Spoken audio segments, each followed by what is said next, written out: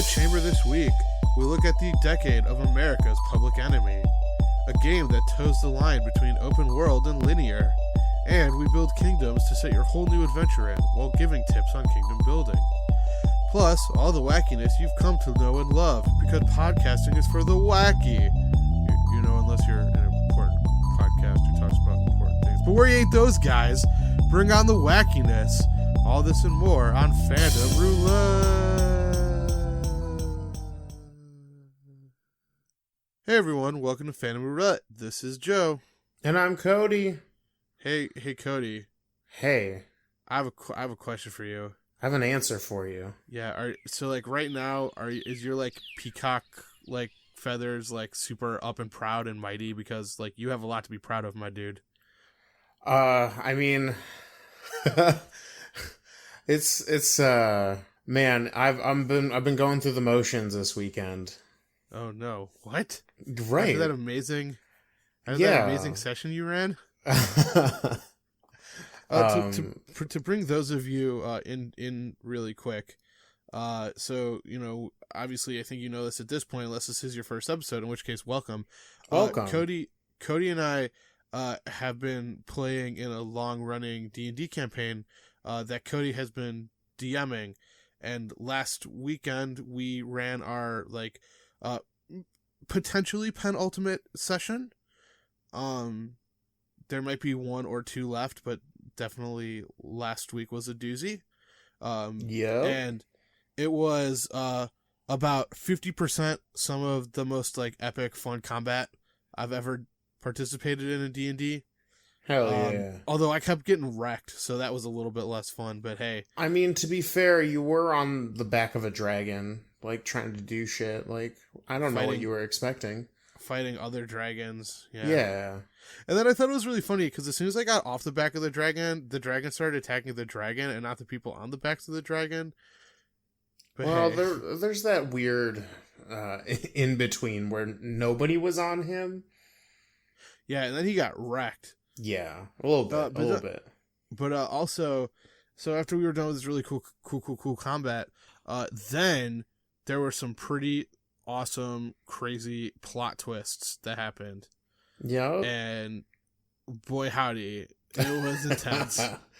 I revealed the biggest plot twist in the game since its beginnings. I would argue.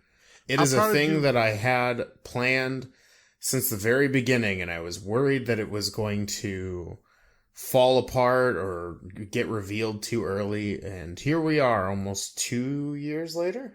Yeah. Man, right? And how proud, how happy were you the next day when we were literally just like texting one another about how much fun we had and also getting really angry at each other for all of the misadventures we had? It warmed my heart. I think at one point it was theorized that perhaps the world would have been safer if our D&D party just had stayed home and played Mario Kart the entire time.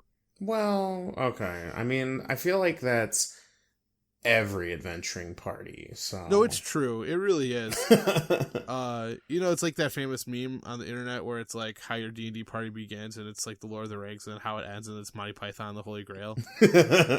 Yes. I was like, man, I think this one started at Monty Python and the Holy Grail and evolved to something below that, if that's even possible. Oh, I don't think so. But and we had our moments. But yeah, so what other nerdy stuff have you been up to besides just dropping dope plot twists all over the place? Right. Not a whole lot. I mean, I'll talk about it in one of our sections here in a little bit, but that was kind of the big one, was this week. I'm looking forward to this weekend because I think the climactic conclusion will happen next week, provided things go according to plan. That's just crazy to think about, man. Right. I've never played a campaign to completion. You know. Oh damn. We usually get like, I think the highest level character I've ever played before Umgram, I think we got to level 6, which is like respectable. Okay. It's like at least a year of gameplay, right? Something like that. Something like that. Depends. But yeah. What nerdy stuff have you been up to besides the big plot twist? Yeah, I've been doing a couple of things. First off, the trailer for Captain Marvel dropped this morning. Holy shit, and I didn't see it. Yeah, I'm pretty excited for it. It looks pretty great. Oh, I'm excited. I want to see it now. It has a really cool, distinct soundtracks like theme for the trailer. Okay. And is it your typical Marvel brassy hero music? It's kind of like a weird sci-fi-y thing. Ooh. Yeah, like ooh. I'd be curious to see like what they're basing this off of, because like the trailer makes some implications of so a couple of implications, but I don't want to get into too much, even though it's a trailer, so it's like spoilers for a trailer, Joe. But anyway, and then I've been prepping for Lord of the Rings trivia, but I'm feeling pretty confident about that. Oh yeah? Not to toot my own horn, but I know some nerdily specific things about Lord of the Rings. Okay. I got a quick question for you then. Yeah. When did Han Solo show up? Well, Cody, it's interesting that you should mention that. In the year of our Lord, 2018. Yeah.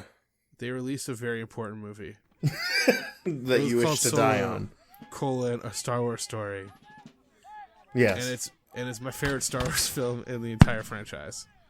Yeah. This is the hill I'm willing to die on. Yes. There's I hope there's like gunfire and explosions going off right now, like in the background of the podcast. Yeah, though there is. Remember I said it was pretending. Anyway, that bit's over now.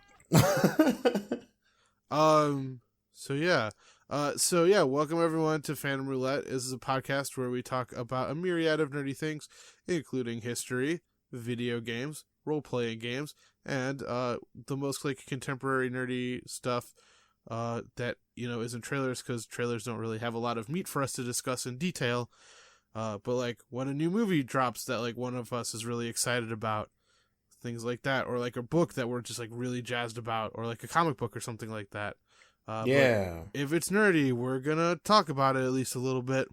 That is like the perfect definition of what we're going to do. Yeah, it's right. That felt really nice and organic to me. So yeah, so now see, haha. Now that it's organic, I can charge you an extra $5 for it. Ooh, spicy. Yeah. Pure artisanal podcasts. Ooh, yes. Or artisanal organic podcast. Okay, so anyways. So this is the fourth episode of season 1. Yeah. Because we broke it down into seasons because we thought it'd be easier for our good fans to like, be like, hey, if you want a cool season. So while our seasons might not match up with one another, we're definitely talking about like through-line things. So this week, in the history section, I was talking about rogues. Yeah. Which is like famous, people who kind of went on the wrong side of the law in some capacities. So in some cases it was fighting, tyranny or a tyrannical government. In some cases, it was just people who... Well, I mean, in all cases, some cases it was just people looking to improve their lives just a little bit. But in almost all cases, we see it coming from people who didn't necessarily start off with a lot and are just simply trying to make their lives that much easier. So this week, we are talking about a term that became popularized in the 1930s to describe individuals who are seen as criminal and extremely damaging to society, which is public enemies. Oh, yeah, I know that one. So, I say this as if like this hadn't been a thing before. Like, for instance, back in the day, like pirates were sometimes referred to as villains of all nations. Okay. A more flowery way of saying public enemy. Yeah. But this phrase originated in Rome and was the Latin hoitis publicus, which translates to enemy of the people, or to make it easier for us Public Enemy. So the first time that we kind of see it being used is in 1930 by a guy named Frank J. Loesch, who was the chairman of the Chicago Crime Commission. So, hey Cody, do you think that would be a fun job to be the chairman of the Chicago Crime Commission during the 1930s? Oh God, no. Not even in the slightest. So this was specifically aimed against Al Capone and other organized crime gangsters. So good luck, buddy. So he has this quote here. I'm going to just skip ahead a little bit. So, I put Al Capone at the head and his brother next and ran down the 28, every man being really an outlaw. I called them public enemies and so designated them in my letter sent to the chief of police, the sheriff, and every law enforcing officer. The purpose is to keep the publicity light shining on Chicago's most prominent, well-known, and notorious gangsters, to the end that they may be under constant observation by the law-enforcing authorities and law-abiding citizens. Hey, Cody, how do you think that worked out?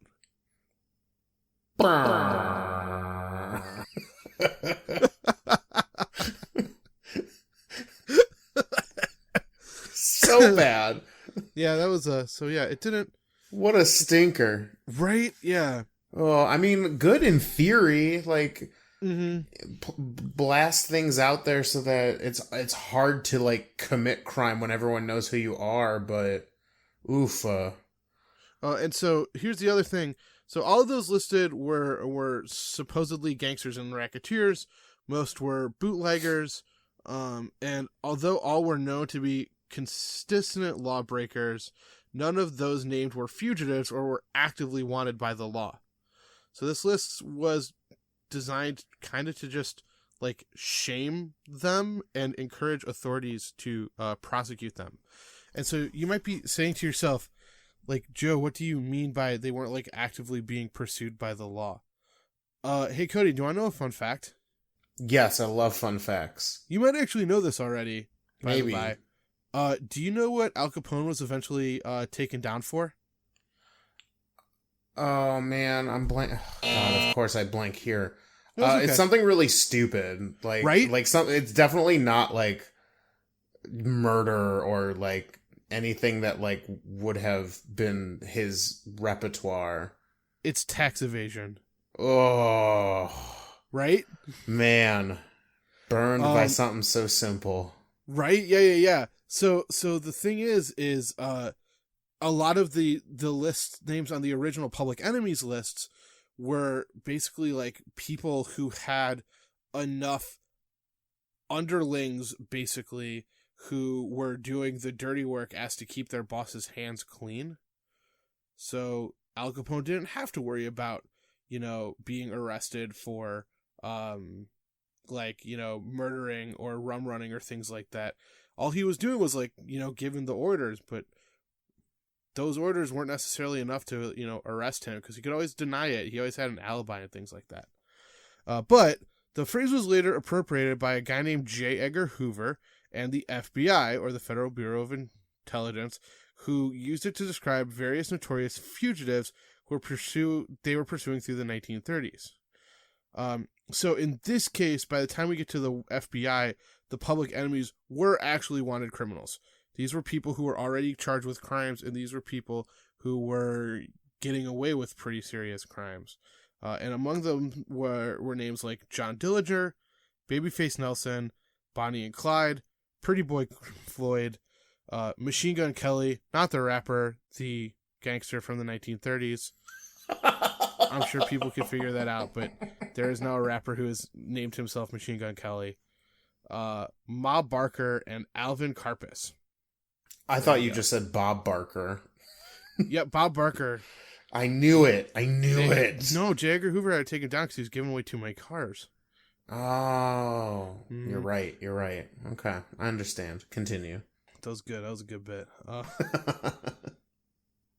So, during this time, we also have the phrase that has kind of become like a colloquial phrase, Public Enemy Number 1, which eventually evolved into the FBI's top 10 most wanted fugitives list, which is still a thing that exists today. it was basically used in speeches, books, press releases, internal memorandum. But the reason that I wanted to talk about it just a little bit was there was almost kind of this like weird counter effect of something that happened during this time, which was it just kind of made these people more popular amongst the constituents, or the people that were trying to have people be on the lookout. So I'm going to pull out two specifically. The first one was John Dillinger, who was a gangster, and he led a group called the Dillinger Gang, which was accused of robbing 24 banks and 4 police stations. And then Dillinger also actually escaped from jail twice. Damn. Right? Yeah, good job, man. And here's the interesting thing. He only had one homicide charge because he was accused but not charged, or he was charged with but never convicted of shooting a police officer in East Chicago, Indiana. But he courted publicity, and the media of his time ran exaggerated accounts of his bravado, and they made him... Guess what they made him, Cody?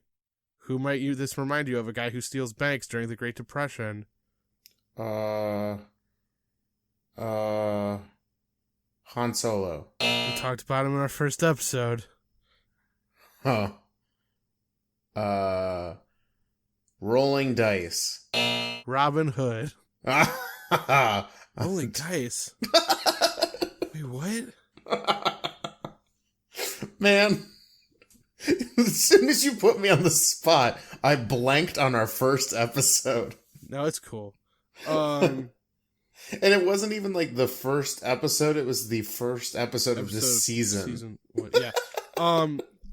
There's also like there's accounts, and like once again, very similar to things like Robin Hood and things like that. Hey, there are stories that might have been exaggerated a little bit, but there like are stories about like people going to the movie theater and John Dillinger would be right there, and before like the movies, like how today we have like movie trivia and then like the trailers.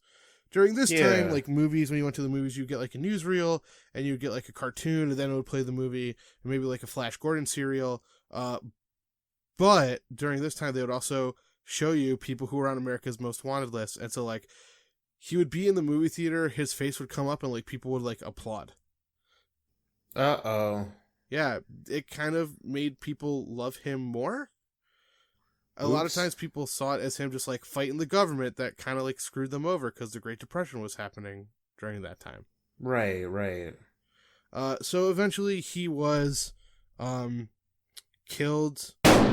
He was killed outside of the Biograph Theater, which you can actually still see today in Chicago. There was, at least when I went to Chicago, one of the times I've been to Chicago, a really neat tour you can take called the Untouchables Tour, where these two guys take you around in a school bus, and they tell you about different crime things, like, things that happened in Chicago at the time. But it was deemed a justifiable homicide because he was public enemy number 1 for so long. So there you go. And I guess apparently souvenir hunters madly dipped newspapers in the blood that stained the pavement. Handkerchiefs were whipped out to sop up the blood so you could have a keepsake of the death of John Dillinger, which is a little morbid. That is gross. The other one, not to go too long during this section, but the other one was Bonnie and Clyde, which there was like a famous movie. There was one thing that also like really helped Bonnie and Clyde, which was they also kind of became media darlings, which is the weirdest thing ever, right? Right. I mean, I like to consider us the Bonnie and Clyde of our generation. So like we're going to get shot by the FBI for robbing banks? Oh, okay. Well, when you put it like that... Well, okay, it doesn't sound as read cool. This quote anymore because you just made it weird, Cody. No, I don't want to hear it.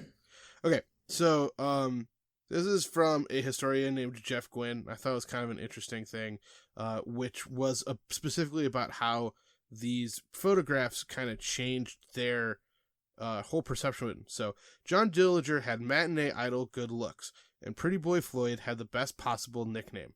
But the Joplin photos introduced new criminal superstars with the most titillating trademark of all, illicit sex. Clyde Barrow and Bonnie Parker were wild and young and undoubtedly slept together. What? So, like, right? Yeah. So it's like this, like, prestige, like, it was these people where it was just like, okay. So I might have mentioned this during our pirate episode. I don't remember because it's been a really long time. It's been almost a year. So, like, God help me if I can remember what I said a year ago. Which is a scary thing if you think about it. But anyway, the book Captain Charles Johnson, like an account of the most notorious pirates or whatever it was called, it has a very, very long title, but those were the most important words from it, was a very popular book. And the one historian I read said, like, can you just imagine, like, prim and proper English ladies buying this book and reading it whilst fanning themselves because, like, oh, it's so outrageous, but also pirates are kind of sexy if you think about it. It was like a similar deal here. So it's like, here are these like two young, hot criminals who are not only robbing banks during the Great Depression, but they're also just like super hot. And so like people found it kind of titillating. So this concept of like the public enemies list, I think really just kind of shotgunned people, pun, I guess intended, into the limelight in a way that I don't think they were intending. Because I think it just kind of made them household names and kind of famous versus anything else. But the reason I wanted to talk about this was just the idea of rogues being, you know, household names. This is just kind of like a weird through line in a lot of these stories. But once again, these are people who just kind of came up from nothing and took their fate into their own hands, even if they knew it was going to be dangerous or difficult. It didn't scare them. So, do you have any questions, Cody? Yeah. This is a lengthy history section. I apologize. No, I loved it. This is kind of, I took a class on, I guess you'd call it modern U.S. history. So pretty much the last, like, I don't know, like 50 century or so. Yeah. That's a better, right. yeah.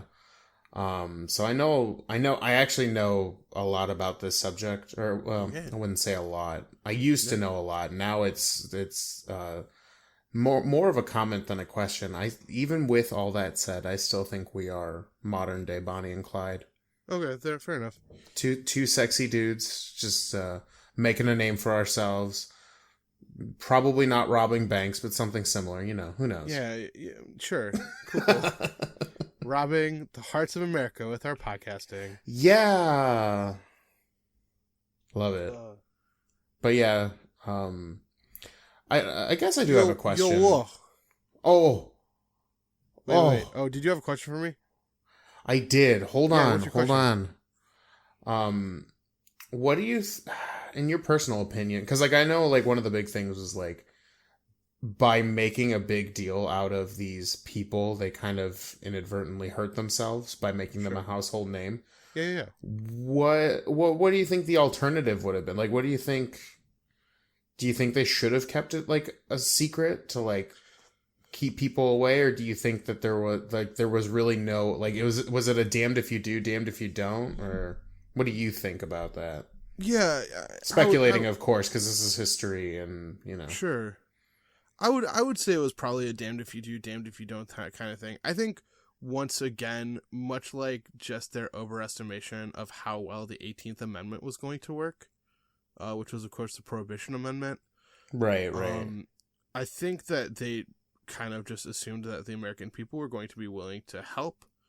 And it's also just like a matter of, like, it was just really hard to... It was really hard for law enforcement to like kind of do their thing because technology was so much less limited, or so much more limited, I suppose.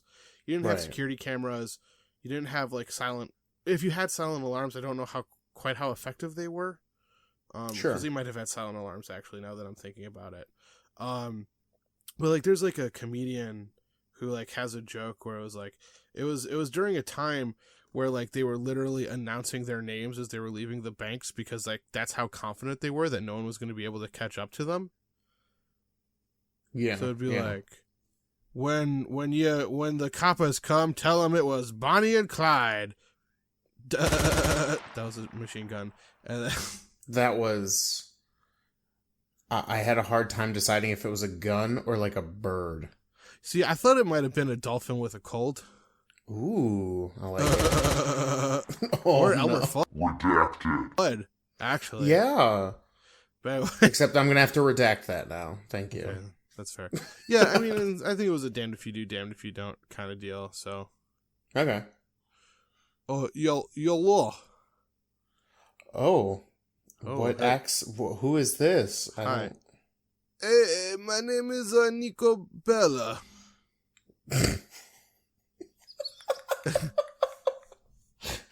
I'm from, how you say, the popular American video game series Grand Theft Auto. I'm trying to decide if I want to correct you or not. Wasn't he Russian? No, he got his name wrong. What did I say? It's Nico Bellic. Yeah, that's what I said. Nico Very Bella. close. Hey, anyways, Nico, why don't you... I'm his cousin. Oh, God. I'm having PTSD right now.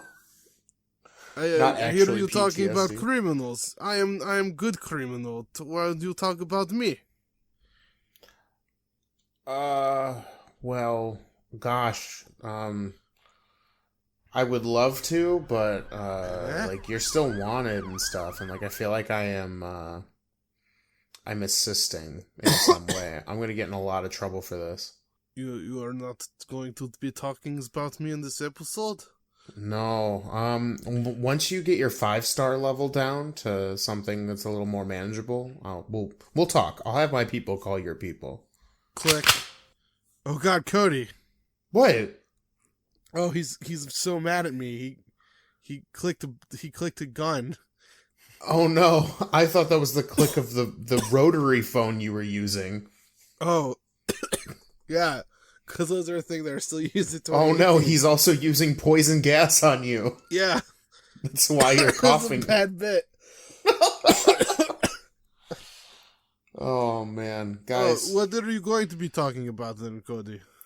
We're going to be talking about a game that I feel like could have been open world and didn't need it. Interesting. Well, I'm going to sit over here silent for the rest of the episode and listen to your interesting commentary, my friend. Okay, thank you. Well, I'm going to Nico. kill Joe at the end of the episode. Oh no, Cody, I don't think he's lying. Okay. How many times have I died on this podcast, Cody?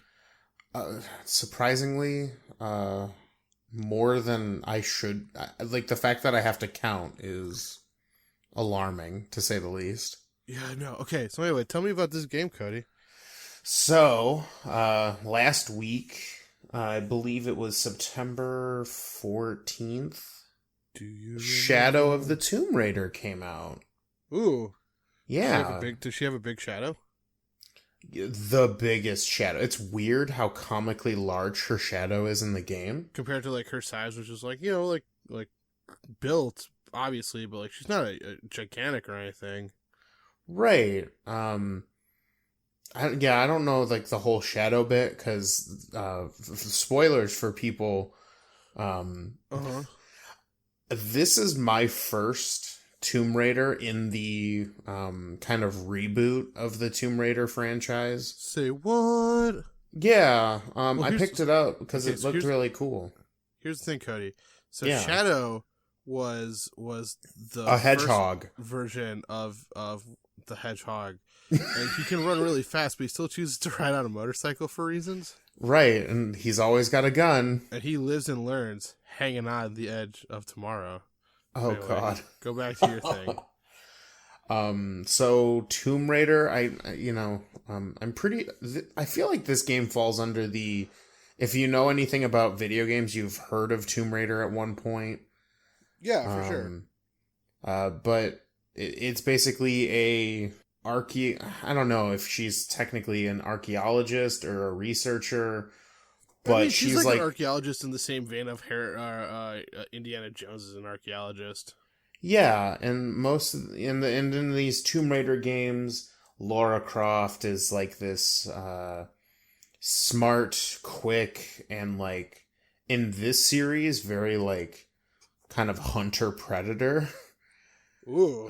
Right, yeah, like she like goes and gets people. I mean, I don't know so much of they probably did it differently in the first. Like I said, I'm playing the third installment in this game, so I don't know her beginnings in this new reboot. But I watched some of it when it first came out. And at the time it was just a lot on my plate. And I was kind of like, you know what, I'll pick it up later, and totally never did. Okay. You know, sounds about my usual MO. But I picked this one up because I thought, you know what? This game looks pretty cool. I want to try it out. And it feels like an open world game. Okay. It's not. Oh, okay. But the way I'm going to fit this, and it'll tie in, I promise. This is what I wanted certain open world games that seem to lack a direction. This is what I wanted them to do with them. Like, for instance, we go, if you remember the first conversation I had about open world games, I talked about Watch Dogs 2. Yeah, you did not like that one. And I did not. It was not great. And I feel like it would have done really well in this game because while this game isn't like a huge map that you can just go explore, like I would say it's relatively linear, but the areas that you get to play in are so big and so packed with all this stuff. And you go around Mesoamerica, South America. I don't know if those are the appropriate terms, so apologies. But you're basically following these Aztec Mayan. I think the initial premise is that she's looking for, and this is spoilers for the game. Oh God! So wait, really quick, more like Watch Dogs Poo. Oh, I like it. They're looking for this ancient treasure, and it's like kind of Aztec Mayan. Like there's this weird crossover thing going on. And basically Lara Croft gets kind of caught up in, going into the jungle looking for these like crazy ruins, finding, ancient villages and things like that. And even though the game is pretty linear, like you go from point to point, there's all of these things to do in these hubs, and there's lots of collectibles and things to find that are not only interesting in the fact that like some of it's based on like actual Aztec Mayan, like, history. Yeah. And then on top of that, these things that you can collect help Lara get through the rest of the game. So while it's not traditionally open world, it feels really big and open while still having those confines in it. And I think I would if I had a honorary like open world, not open world game, I feel like this fits it. Could you say a similar thing about the Metal Gear Solid games? Yeah. Oh, for sure. I think at least the later Metal Gear Solid games tend to fall into that. The early Metal Gear Solid was very linear. Was pretty super linear, but the most recent game that came out for Metal Gear Solid, while it was confined into a specific space, that place was huge, so it felt open world, even though technically probably not. Sure. But it's a action-adventure game where you play as Tomb Raider.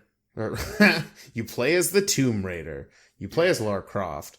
It's... I guess this reboot was supposed to be very, like, gritty and, like, dangerous. And, like... I don't want to use the term edgy because now that's kind of, like, a negative connotation. But it is kind of, like...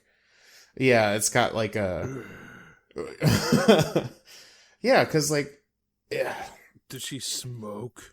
No, she doesn't smoke, but there's this very, like, her life is always just in danger. Like, there's always shit happening in these games where it's like, oh God, no, Lara, stop, go back. But she keeps going forward, and it just gets more dangerous. Like, you fight you fight jaguars, Ooh.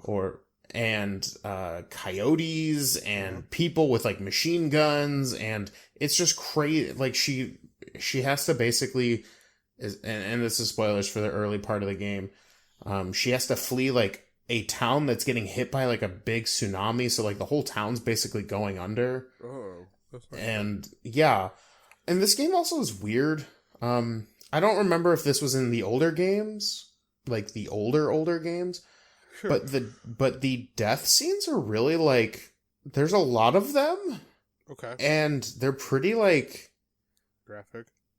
yeah, like not quite like ripping her in half and stuff like that. Sure. But there's a couple of times where I was like, oh god.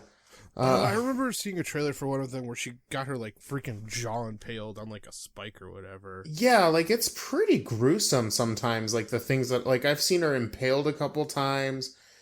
She was eaten by piranhas at one point, which was really, Ooh, I bet yeah, that looks oof. fun. Yeah. Lara Croft is basically all of my fears in like a video game, like Good. crawling through tight spaces, getting eaten by wildlife, like all those things, like all in one video game. It's good to confront your fear, Cody. I guess. So, Fear is the mind killer. Fear is the little death. so, and I'm not gonna rate it. This is kind of a first look, but what I do like about it, from what I've played, like I said, there's a ton of things to collect and scour for. Nice. There seems to be like a really neat stealth focus with like that kind of hunter predator thing. Like you can go and like get on top of like tree branches and like hunt people with bows, Does or you she can have like Croft mode where she like for everything like turns 3D? oh, she does have like a hunter mode where like people stand out and like collectibles are easier to see. Of course.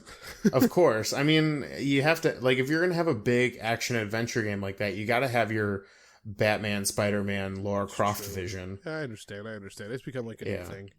Right. It also feels like there's more than one way. Like they emphasize the stealth, but you could totally go in with like the assault rifle they give you at the beginning of the game and just go guns blazing. Like, Oh yeah, it's obviously. super.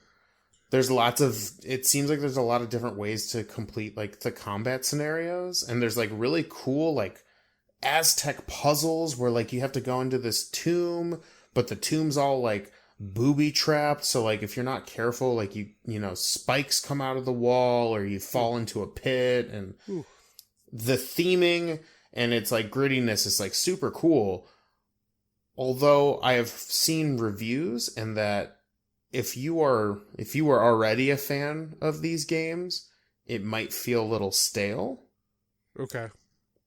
Because this is my first one, so for me this is all very new and exciting, and I'm like, whoa, like this is all pretty crazy. But if you're a fan Whoa. and you were looking for something super new, I've seen reviews, and based on the little bit that I've seen, it might start to be getting on the duller side. Wow. Wow. However, I do have two complaints, Okay. and they all, both of them happened pretty early on, and they seem to be like trending. Like they didn't just start at the beginning and end. Like it's just this constant like, is game does not run super great on my beefy machine. Like there are parts where it stutters and like there's some weird frame drops. And I've seen it, folks. It's a beefy machine. Right, like I run pretty much anything that comes out nowadays on on high settings. So like I've got a pretty good rig. And this game, like, just weird frame drops at random points. The game like stutters, some weird graphical things, and then the other thing, the exploring sections where you're climbing and traversing like these dangerous areas is super clunky. I don't know what it is about action adventure games that want to include like that, like you have to scale a mountain, and then every time I try to scale the mountain, my character does something that I don't want it to do, and I end up, falling off the mountain and dying. I should lean backwards and let go. Right. Like, why would I ever do that? Like, because adventure, Cody. Oh my god, adventure. It's super frustrating. Like, I got stuck. Like, I was literally, like, the last time I played, there was a part where you have to climb this rope across like a chasm and then jump onto something else and then climb it.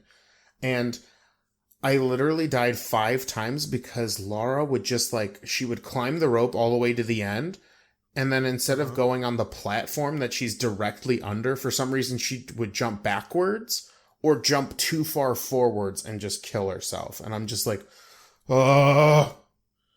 Isn't that just like her though? And just like her, jumping off cliffs to her death. What does she think she is, part of the 6? Well, she likes to think she is, but besides those 2 complaints, I'm really enjoying the game, and I can't wait to, like, go through it. Like, the story has been really cool. I don't want to spoil too much, but basically she's following... It's very similar to, like, this genre. Like, there's some ancient, like, historical thing that nobody could figure out, and then they're like bringing it to light and, like, putting their spin on it, and it's super cool. I really like it. We're looking for the Spear of Montezuma or whatever. Right. It's the official title of it. So I'm going to save my main question that I almost always ask you until you've gone a little further, because you've admitted that it's not necessarily a full review, but a first look. So, right. I mean, I think the games that I am technically like 40% in. Okay. I'll save it for next week, maybe during the introduction. So. All right. Yeah. Okay. So, is it time for the slightly past middle section? Yeah. Slightly past middle section, slightly past middle section. This episode's probably going long. Da da da da. Slightly past long section, slightly past middle section, slightly past middle section. This episode's probably going long. Hey everyone, welcome to the middle section. I really liked that one. That was a good one. I feel like I'm getting stale on the middle section songs, but that one felt really natural. Very nice. Yeah. So guys, this is the section where we tell you how to reach out to us on social media and where to find us at Usually all times. It's in the middle, but this section's running. I mean, it is the middle of what we're doing. That is fair, Cody. It's Whoa. true. So if you want to get at us on Twitter, you can find us at fandomr_podcast. That is where we're posting when episodes go live, if there's ever any technical difficulties, if you're looking for the podcast and when it comes out. Usually it's on Thursdays or Thursday night. However, that is not always the case. Yep. You can find out our official schedule on there. Sometimes Joe screws up. No, sometimes life gets in the way, which is fine, because this is a... but no, this is a passion project, and so we do this on the side of, the rest of our busy lives. So sometimes doing this every week gets in the way. Yep. If you want to get in on this conversation and you want to ask us or tell us what you want us to talk about for the next season, or just general questions, we tend to leave open spots during the season, just in case people have any questions. You can email us at fanroulettepodcast@gmail.com. Sounds good.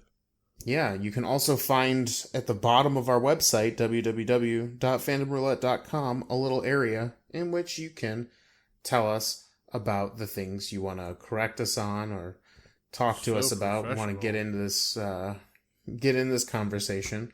Plus, on our website, we have all of our episodes and little bios and just generally stuff about us. That sounds professional. Yeah. That's a hard word to do that stutter thing on. I'm sorry, guys. I just got off of a restaurant shift. I'm a little loopy right now. It's all good. I am too. We're also on SoundCloud and iTunes. So if you want to listen to us, there, Cloud. You can find us there, and also any of the RSS feed, wherever you get your podcast from, we're on there. And please rate, review, and subscribe, and tell a friend. Yes, those would be absolutely fantastic. Yep. My wife, the official third member of Fandom Roulette, is helping us with these social media endeavors. So his wife. Yeah. So we're on Instagram and Tumblr on Fandom Roulette. So if you're ever curious what our lives are like outside of this, whether it's for the podcast or whether or not I'm doing a session for people, you can find us on there too. Yep. We also have Facebook. Yeah.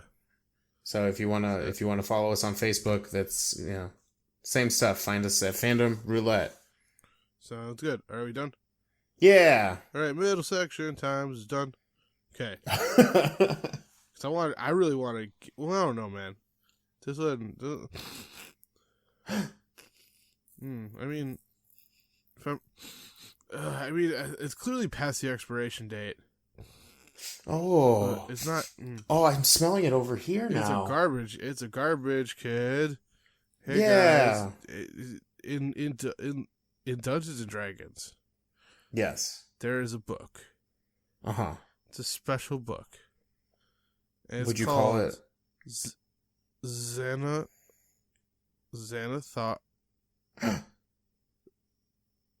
It's got everything. Yeah, and I know you're thinking everything. Yes, it is everything. And about halfway through the book, there is a section where you can roll a completely random character. So Cody and I, we roll up their random characters, and then we read about their lives, and we're designing them so that you can have them participate in all of your fun adventures. Yeah. If you want it to just be like a wacky named NPC, cool. If you want it to be a PC, that's fun too. If you just want to write really, really erotic fan fiction about it, I will read it on this podcast. He will. He said it. I've said it before. I'll say it again. We might vet it. We might. We're gonna vet all of them, but just make sure that it doesn't get like racist or homophobic or anything like that. Right. But I will read it. I don't care, man. I'll put that. I'll probably wear that red E on my chest, like nice. the Scarlet Letter. Ooh. So tell me about this smelly boy. This person's name is Ragnarok Tiger Talon. Right? So Ragnarok Tiger Talon is a human ranger who is lawful neutral, who was an aristocrat / noble. Now okay. they knew who their parents were or are, and they were born among a different race. They have one sibling who is their twin, which is a new one. Okay. They are raised by a single mother / stepmother, so it's reverse Disney this week. Ooh. Because their father was imprisoned, enslaved, or otherwise taken away. Wow. I know, right? Dark. That got so dark. The family was wealthy, and they lived in a large house, and they had several friends, and their childhood was generally a happy one. Cool. They became a noble. I think that the phrasing of that one is fucking hilarious, by the way. What? I became a noble. It's very rarely does one become a noble, my dude. Yeah, usually you're just kind of there. So they became a noble because their family has a title, but none of their ancestors have distinguished themselves since they gained it. So, I guess that one's kind of fun. Cool. And then they became a ranger because they have seen what happens when the monsters come out from the dark. They took it upon themselves to become the first line of defense against the evils that lie behind. Are you sure this person's name's not Bruce Wayne? I mean, let me scroll up real quick and check. No, it's Ragnarok Tiger Talon. So their worldview is that the advancement of civilization is the best way to thwart chaos, but its reach must be monitored. Their home terrain was that they patrol an ancient forest, darkened and corrupted by several crossings to the Shadowfell. So #yikes.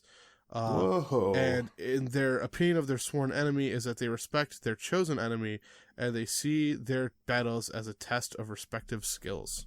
So that's nice of them. Okay. Ragnarok is 41 to 50 years old, and they had 5 life experiences. They made a friend of an adventurer. They suffered a tragedy, which was a terrible blight in their home community, caused crops to fail, and many starved. you lost a sibling or some other family member. So I guess your twin is dead. No. Sheesh, I didn't even think about that. They had Whoa. a supernatural experience. You explored an empty house and found it to be haunted. And then they fell in love or got married. And they encountered something magical. They were injured by the effects of a spell, but they're a ranger, so they still get spells themselves. Cool. All right, so now it's time to rank this here boy. Okay, Or so this here kid. Okay, so if you guys remember from our last episode, we developed a ranking system, which is it's a 2-pronged thing. Will they go into Hot Topic, and will they buy something? okay. So I think personally, definitely goes into Hot Topic. Mm-hmm. Occasionally will buy something. Not very often, but definitely will go in to browse. I would agree with that 100%. Like they definitely go in and they definitely will look around. But usually they'll go in because like their one spiked belt broke. Yeah. Okay. That's like the only thing that's like really Hot Topic-y about them is that they wear like a spiky belt. Right. Those things break, man. Yeah. Okay. Well, that was a good garbage kid. I loved his name. I was their name was based on his name alone, he definitely frequents and buys a lot of Hot Topic. Right? Sometimes I like to imagine that these aren't their actual given birth names and that they're their adventurer names because they're so embarrassed that their names are actually like, like a normal pedestrian name. Like, it's like, hello, my name is Peter and I am an adventurer. Hi there, my name is Chad. And hi there, my name is Deborah. Hello, my name is Tiger Fang. Yeah. See, it's like immediately so your normal better. family name is Tiger Talon. It's like, no, it's actually like Whitaker, but oh, perfect. my name is Chad Whitaker. That's actually a pretty good name. So anyway, should we talk about Kingdoms? Yeah, so this is a good segue into our role-playing game section, which this season we decided to do world building. Yeah. So if you look to your left, you'll see Lake Michigan. Now keep up on your segues because we're doing a Segway tour of the great city of Chicago. Cool. You ever see those things in different cities? What? The Segway tours? It's like the one place where Segways still survive. Because they weren't the travel revolution of the future like everyone thought they were going to be. I mean, they're the goofiest thing I've ever seen, like, in terms of transportation. But also, don't you kind of want one? I mean, I kind of do want something where I can just kind of lean. Yeah, and go where I want to go, but I don't think I want to sacrifice style quite yet. Yo, man, I would slap on a fanny pack. Ooh, yes. And jump up on my Segway. And in my fanny pack, I have Chewy bars so I can eat while Segwaying. Yeah. Chewy bars. This episode brought to you by Chewy bars. I wish. What? Is that a brand? Hell yeah, it's the Quaker brand. Ah. They have like dark chocolate chunk and like my favorite was like the s'mores ones because they would have these like teeny tiny little nasty like Lucky Charms marshmallows in there. But as a little kid, Lucky Charms marshmallows are like delicious because you're dumb. You don't realize that marshmallows are supposed to be fluffy and nice, and you're just like, I want them to be like little pebbles that almost break my teeth. Oh yeah, duh. Isn't that how that works? But anyways, Kingdoms. Yeah. So if you've been following us, welcome. If you haven't been following us, awesome. If you've been following us, hey, you're so close. What are you doing? Right. So we've been world building, and I take a very kind of ludicrous approach to it, where I work just kind of all over the place. I don't. Do you work alone? I also work alone usually. I'm sorry, but God. Oh, it took me a second. First 2-hour podcast up. No, I'm just kidding. Oh no. So yeah, we're on Kingdoms. So in whether it's your tabletop role playing game or your story, I feel like it's good to point out or talk about building kingdoms, because I think for a lot of people who are on this boat, like kingdoms are going to be your set piece. They're going to be your driving forces in the world. Not necessarily always driving the campaign forward, but they're always driving that world forward, and that makes it feel more alive. They're huge part. They're like basically bigger factions that are stationary, right? So these are things you should probably be thinking about while you're, even if it just starts off as a name and just a general idea, like you should always be building on that kingdom, because as your story or as your players grow, they're going to outgrow those small town conflicts or those small faction conflicts and get into big kingdom conflicts, you know, things that affect the world. And so I had a couple of bullet point stuff to think about. Okay. Two of them I won't get into super detail because we will be talking about that in a later episode. Got it. But one of the big ones, and this is kind of like working out and then in, is size. Like, how big is your kingdom? Oh, so huge. Girls come from all over to Stop it. to see my kingdom. God. Size And dudes too. from a narrative standpoint, They love it. can be super important and not sexual at all. Ugh. God, you're killing me. But it also cut all that out. No, that's all Sagan. Okay. But the reason I think of size I'm gonna first is about this episode under a false name. It's It's it be can like kind of Darlene Christian woman. Oh my goodness. I the was reason very I think... offended at this episode of Fandom Roulette. Oh god. When Joe made sex noises, my little Jimmy was like, "What are those noises?" And then I had to explain to him what sex is, and I was very embarrassed. Wow. Yeah, that Anyways. Darlene Christian lady. Ugh. You're right. I'm sorry. So the reason I talk about how small or large your kingdom is that size can dictate a lot of what comes next. For instance, settlements is the next big one. God damn it. He says the size will dictate. Oh. Guys, I've hit my peak. It started as a bit, but it's but now I'm actually laughing because this is so dumb. Oh my goodness. So okay, anyway. so the next thing you need to think about is settlements. Cities, towns, those kinds of things. How many are there? Are they few and far between? Are they jam-packed in your kingdom? Those things are important because your people are going to be traveling through them. That is true. And you don't need to have every single one right out the gate, but just having a general idea of like, this is going to be a smaller kingdom, so I'm going to have fewer settlements. And that can be used for a variety of reasons. I mean, you can also think about it like this as well. If you don't mind me interrupting really quick. No, you're good. So like if you look at like, you know, like a map of the state of Ohio, for instance.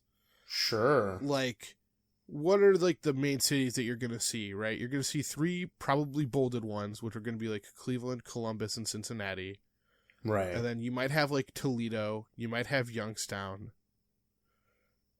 You might have a couple of bigger cities only because like they might have like a college or like they're just like a little bit like a little bit of a bigger community or whatever.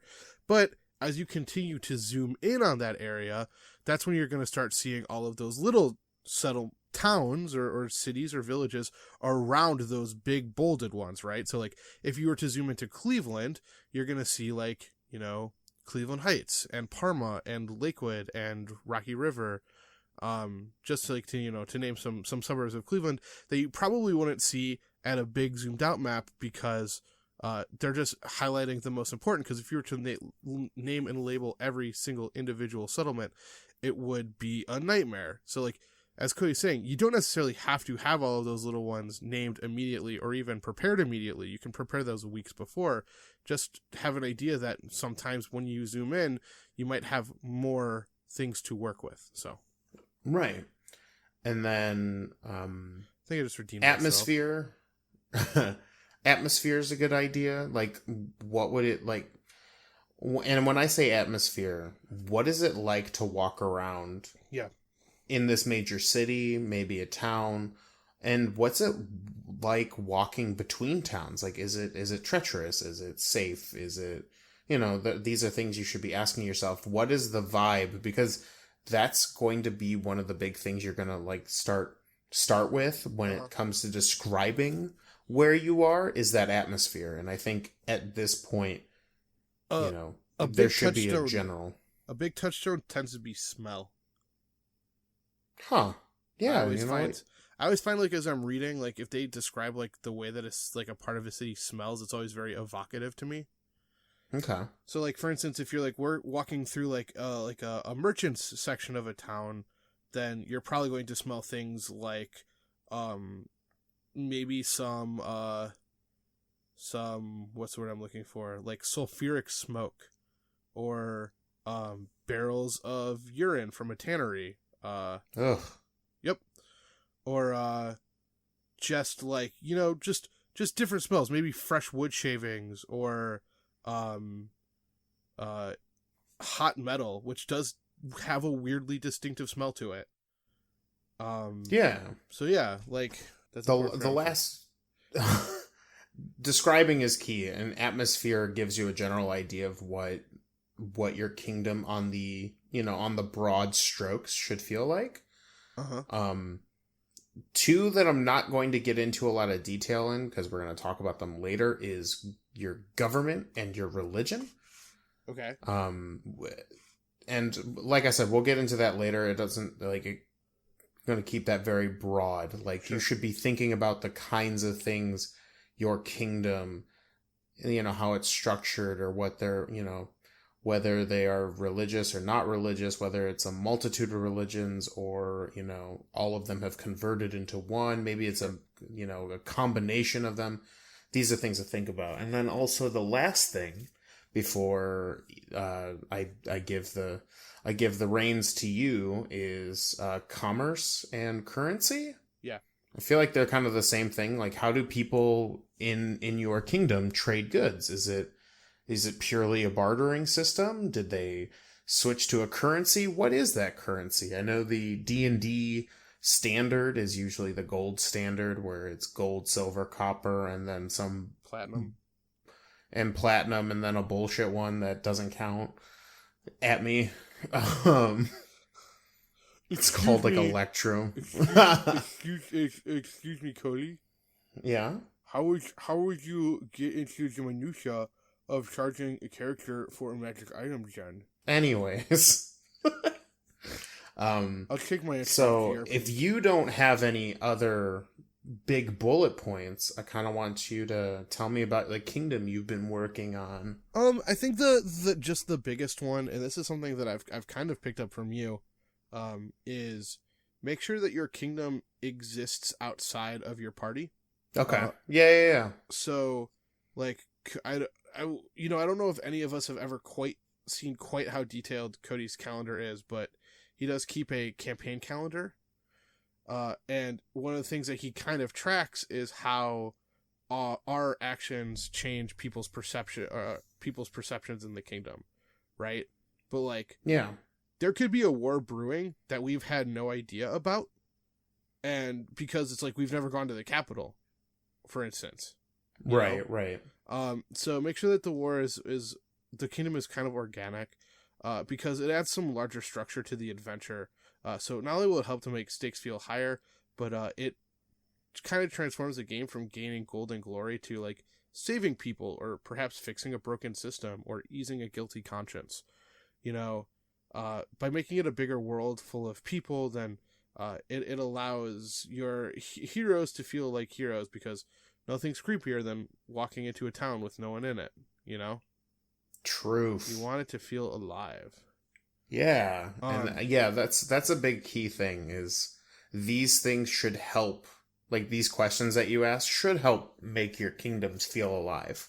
So I will admit that my kingdom is a little sparse because I'm still developing some details about it. So I wrote, but for instance, I haven't decided quite how large of a kingdom it is with how many settlements, for instance. Sure, but no, totally fine. Throw what you got out there. And... I'm going to talk a little bit about the Hoslovil Kingdom. Okay. So this was originally a kingdom of men, but about 1,000 years ago, a man named King Arundel Pharaohclaw decided that all creatures, and he meant all creatures, seeking a better life would be allowed into his kingdom, despite the protests of his advisors. The catalyst of the decision was King Arundel's adoption of a young kobold that was given to him by a mother trying to escape the tyrannical kingdoms to the west.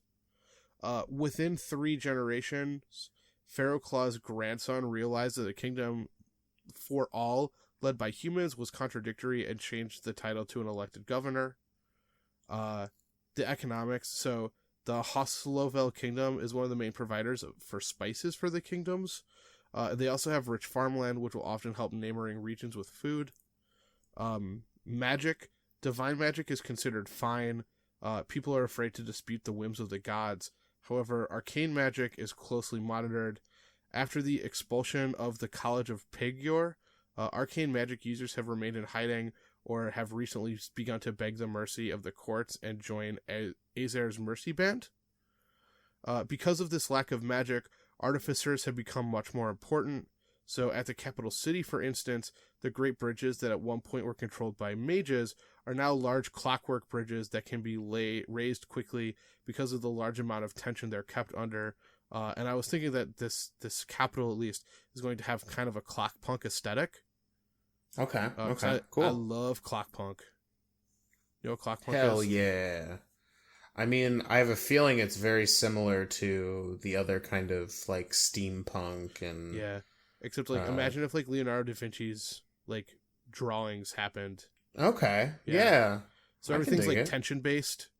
And, like, however many times you, like, turn the key, like, creates how fast or slow something moves or whatever. Cool. I like it.